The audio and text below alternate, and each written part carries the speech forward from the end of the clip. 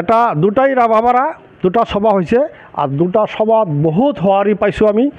আর মানে বিপিএফ পন্থী বহুত মানুষ তাতে মোর মানে মন কৈ আছে বিপিএফ এইবার বহুত জিতিব বহুত ভোটে জিতিব বহুত ভোটে আর 7 নম্বর সমষ্টির কারণে মই হয়তো টিকিট পাম মানে 99% টিকিট মই পাম 1% ওপরওয়ালার ওচৰত আর মই টিকিট পালে একদম মানে একদম যিমান মানুষ আছে সবার ঘরে ঘরে যাম আর সবাকে অনুরোধ করি কম বলে আমাক মানে এই বছর আমাক নতুন বছর হিসাবে আমাক 7 নম্বর সমষ্টিত ভোট দিয়ক আর ভোট দি জয়যুক্ত করক আর আমি আপনালোকৰ লগে লগে থাকিম যত মাতিব ততে যাম আমি যিমান পাৰো ভাল কাম কৰিম। ইতিমধ্যে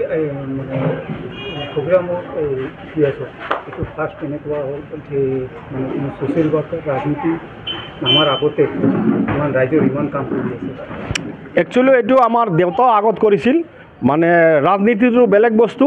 আৰ জনসেৱাটো বেলেগ বস্তু তো আমাৰ দেউতাও আগত এনেকা কাম কৰি আছিল ৰাজনীতি মানে নকৰি ৰাজনীতি কৰা নাই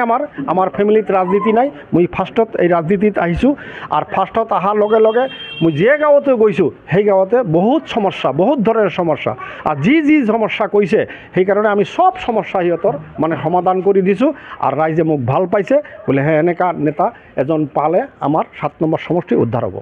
ইতিমধ্যে মানে যোৱা 17 বছৰ বিপিএফৰ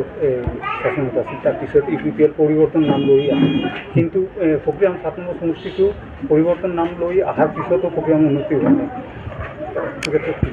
আমার 17 বছর যদিও বিপিএফ মানে জিতা নাই কিন্তু বিপিএফ বহুত কাম করেছে রাস্তাঘাট দলং হ্যাঁ ইত্যাদি স্কুল কলেজ বহুত কিছু করেছে কিন্তু আজি আমার মানে এই 5 বছর যে গেল মানে ইউপিপিএল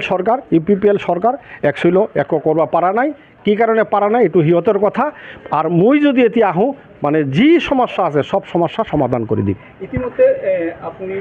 7 নম্বৰ সমষ্টিৰ মেক্সিমাম সমস্যাবিলাক সমাধান কৰিছে